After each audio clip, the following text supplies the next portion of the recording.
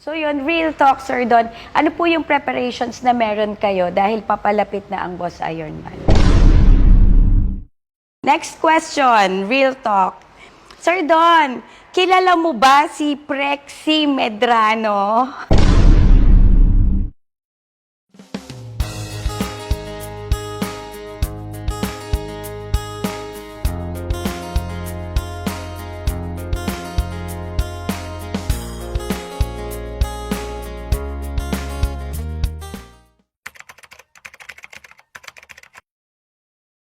Magandang umaga, magandang hapon, magandang gabi mga Marites at mga Tolits. Nandito na naman tayo sa bagong segment at sa bagong setup natin ngayon na mini studio ng Real Talk with Porsche. Ako ay masayang-masaya dahil ang pinakaunang mai-interview natin at mari-real talk dito ay ang ating guest ngayon na two-time Boss Ironman finisher at nabigyan na rin siya ng award at recognition bilang Mechanic Moto Vlogger of the Year. Walang iba, Sir Don Villeza. Yan. Okay.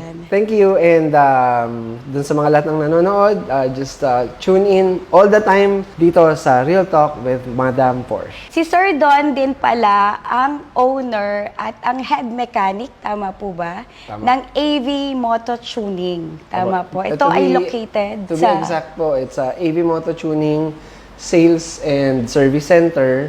We are located at Camarin North, Caloocan City. Caloocan. Magkapitbahay lang po tayo halos. Yes po. At meron siyang incoming na branch na i-reveal natin later. Ayan. I-invite namin kayo syempre. At syempre, standard sa Real Talk with Porsche na hindi alam ni Sir Don ang questions na meron tayo sa kanya ngayon. So, ready na ba kayo, Sir Don? Dapat na ba akong kabahan? Hindi naman po. Ano lang tayo, tamang Marites at Tolits lang tayo. Ayan. So, start na tayo. First question. Real talk. Ayan. Bakit naisipan na shocks ang gawing negosyo? Yung AV Moto started in 2012. I was employed sa IT industry at that time. And naggagawa ako sa sarili kong motor. Nagpapagawa din yung mga kapitbahay, mga kaibigan. And after magawa yung mga motor nila, minsan nagra-ride din kami. And then I was introduced na mag-race track. Okay. Siyempre, baguhan, hindi naman ako talaga magaling. Nag-research ako, paano ba ako bibilis sa cornering? So, nanood ako ng yung Suspension Bible ni Keith Code. Yung mga resources from California Superbike School. And then, dun ko nakita yung science of riding. And on top of that, importante din pala yung suspension, yung steering, yung braking. So, dun ako nag-start nakalikutin yung technology na yun sa sarili kong motor. Everything is DIY lang. And pag natuto Hindi po ka na- ito destroy it yourself, ha? Do it yourself to. Una, exactly, ganun Destroy. muna. Pero syempre, as you do it, you get wiser. Dumadami na rin yung tools. Nung kinalikot ko na yung suspension, yung steering, and yung braking, and bumalik ako sa racetrack, doon ko na-feel yung great difference.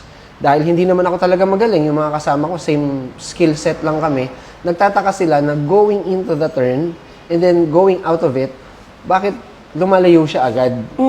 So, doon ko nasabi sa kanila na it's the suspension and the brakes who was riding with me, yung making me feel confident and stable.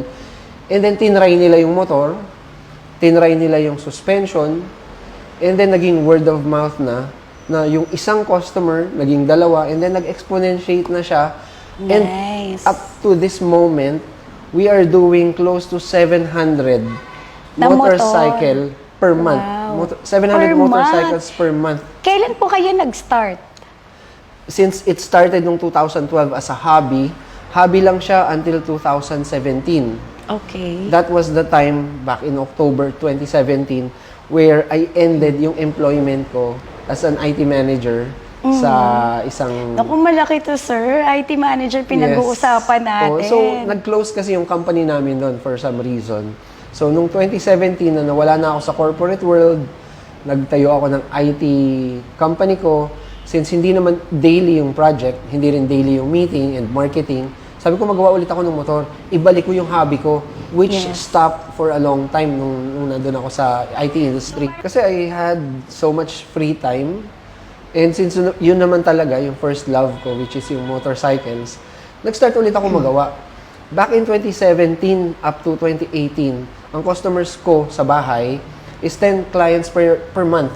And then year on year, halos nadodoble or natitriple siya. Nice. So sabi ko, uy, may potential to na maging Yes. negosyo. And I started also dun sa vlogging back in 2019.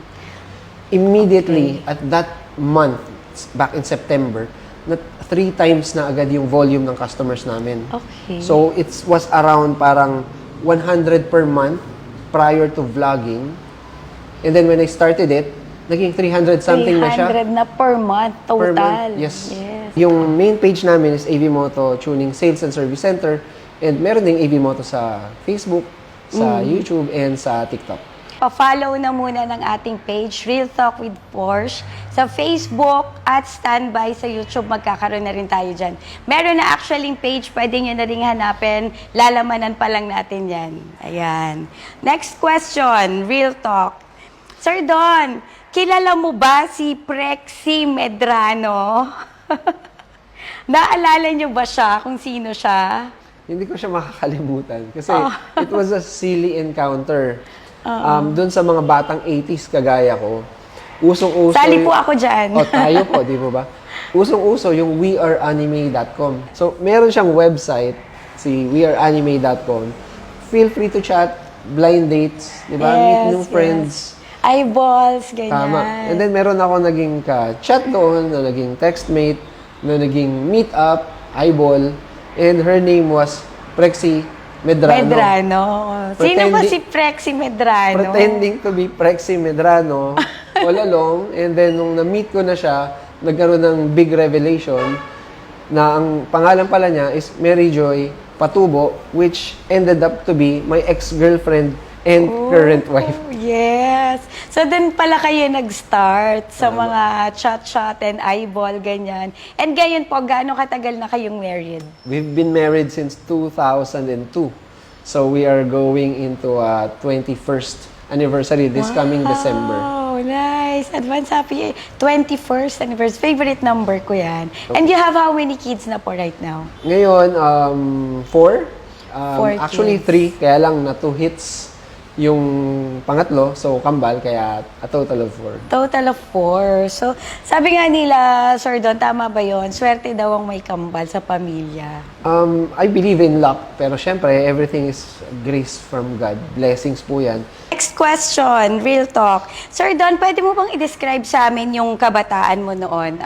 Saan ka lumaki? Sino bang mga kasama mo? Maluwag ba kayo sa buhay? Ganon. Only remembrance ko of my childhood was here in North Caloocan City. And, as a child, sobrang curious ko talaga. Kinukwento ng parents ko, meron akong matchbox, meron akong remote control car. Ang sinasabi nila, mas na-enjoy ko na binubuting-ting ko or dinidismantle ko yung buong laruan versus ginagamit ko siya. So, sabi nga ng daddy ko, bata ka pa, mahilig ka ng magkalikot ng laruan. So, that's really where you started. Bata pa lang, talagang curious na yung mind mo sa pagbuting-ting ng mga kotse, makina, mga ganon. Next question, real talk. Nasaan na ang AV Moto Tuning? Saan naisip nyong marating pagdating sa negosyo? Ang lagi kong ini-instill sa lahat ng employees namin, ang aming vision, maging pangarap kami ng every rider, may motor ka, gusto kong magpagawa sa AV Moto kahit mahal, or nagpaplano kang bumili, pagbili ko ng motor, gusto kong dalin agad sa AV Moto. We want to give them the experience, yung first class resort. Yes, so merong premium feel paglabas nila ng motor nila from AV Moto Tuning. It's a work in progress, but we want to get there. Next question, real talk. Ano po yung pinaka hindi nyo makakalimutan na struggle nyo nitong time na binubuo nyo pa lang ang AV Moto Tuning? Nung nag-uumpisa pa lang po ako, so minsan kailangan mo magtiis ng gutom, papasok ako sa IT, sa profession ko, pero gigising ako ng maaga para makapaggawa ako ng motor ng ibang tao. yung kinikita ko sa ginagawa ko sa ibang tao, iniipon ko. Kasi gusto ko nga premium. Lahat ng napapanood ko sa US and Europe, bukas makalawa may ganyan ako. Yung puhunan ko sa AV Moto, pagbili ng materials, doon ko sa sweldo ko kinukuha. May mga times na magtitiis ka ng gutom, wala naman akong helper back at that time. And salamat doon sa mga unang customers kasi sila na mismo yung helper ko. Sir, pwede nyo bang hawakan? Sir, pwede nyo bang Talaga? alalayan? And moving forward, nung 2017 naman, na medyo full-time na ako sa AV Moto, I will wake up mga around 6 a.m. kasi 5:30 may nakapila na. Opo, maghihilamos lang. Minsan, hindi na nga ako nagsisipili Hindi na makakakain. Siguro yun yung sekreto. Hindi na rin makakakain ng tanghalian. Swerte na pag nakakain ng tanghalian. And syempre, yung mga customers, pinapakain din naman namin kasi nandun na sila. And at the back of my mind, I'm excited na sana magkaroon ako ng breakthrough. Sana magkaroon ng bunga tong pagtsatsaga ko. Pero ang tagal dumating, hindi ako nainip. Ano lang, sige lang kasi nai-enjoy ko naman. Nai-enjoy ko yung, ano man yung paghihirap. Nai-enjoy ko siya. But, again, I was looking forward na someday sana magkaroon ako ng breakthrough. Kailan, sir, yung transition ng from house to another, yung shop nyo ngayon? Yung paglipat po namin sa labas was a blessing in disguise. Kasi back in 2020, first week of December, yung kapitbahay namin, medyo, syempre, aabala na namin sila, yung fumes, yung ingay, yung mga sports bike na Bakit po dumarating. nasabi niyong naaabala? Ano po Kasi ba po, yun? nasa private subdivision kami. So, ang mga bahay doon, medyo magkakalapit. May mga clients kami na naka-big bike, medyo malalakas ang Okay. tambucho, pandemic time. Ang mga bata nila at homeschooling. Okay. So, syempre, medyo nagiging abala na kami sa community. Nag-decide na kami na what if ilabas natin ang AV Moto. So, December 2, lumabas kami and then nakakita kami, which is yung current location namin. So yun, real talk, Sir Don. Ano po yung preparations na meron kayo dahil papalapit na ang Boss Ironman? Yung previous two Ironman challenges, absolutely no preparation. Kasi po, ang scrutineering ends at around 3 o'clock to 4 o'clock. Meaning, yung motor mo, kailangan mo nang maiparada doon sa designated inspection area ng event. I remember so clearly na 1 o'clock in the afternoon, nagagawa pa ako ng motor ng customer. Talaga, nasa Caloocan pa kayo noon. Nasa Tapos, Caloocan pa ang kami. start saan? So, kailangan namin pumunta dito sa Laos Group sa San Fernando. San Fernando. Darating kami ron mga around 3 or 4. Paparada. Meron kaming hotel na pupuntahan or Red Doors. So, hindi na ako natutulog kasi ang hirap talagang matulog na medyo pagod ako sa biyahe, drained. As long as nakahiga ka lang na ganyan, ini-envision ko lang kung paano ko bubunuin yung 1,200 kilometers. And well-rested naman from 4 p.m. for example, 9 p.m. kasi dapat gathered na lahat dun sa event center. Health conscious kayo na, Sir Don? Actually, I was doing intermittent fasting. Siguro Talaga? for this year, yun ang aking Di ba preparation. mahirap? Ang last meal ko was 8 o'clock last night. What? So, teka lang. So, May I'm 24 hours almost na. 24 hours with no meals. Pero I don't Kaya feel yun? I don't feel weak. Pero water, pwede. Water, yes. That's Water it. only. I have to reduce weight din kasi. Next question, real talk. Sir Don, ano ang mga maipapayo mo sa mga tao na gustong magnegosyo kagaya nyo? Lagi po ako nanonood ng mga talks or speeches sa YouTube, sa TikTok, and sa Facebook. So, doon sa mga nag-uumpisa ng negosyo, based on my experience, based on what I read and what I watch, kailangan invest on yourself. Lahat ng skill na kailangan mo sa pagninegosyo, kaya mo. Starting from marketing, from selling, kapal ng konting guts, yung technical, yung how to manage yung cash flow, in and out ng funds, yung vendor management, kailangan lahat marunong kang gumawa. One-man team in the beginning. Okay. And then, it will be followed by delegation. Pag masyado ka ng busy sa isang bagay, you can see the profit and hindi na kaya ng isang katawan. That's the time you find someone na kayang imimic yung ginagawa mo. At least one part of it. Next question, real talk. Sir Don, kung ikukumpas ko ang aking kamay at mapupunta ka sa isang lugar, panahon, or pangyayari, could be from the past or in the future, saan po kaya ito at ano? That's an interesting question, but I'd rather break the answer. Kasi po, I learned to live my life without any regret. Sabihin na natin na naging bulak-bulak ko nung school, pero hindi ko na maibabalik.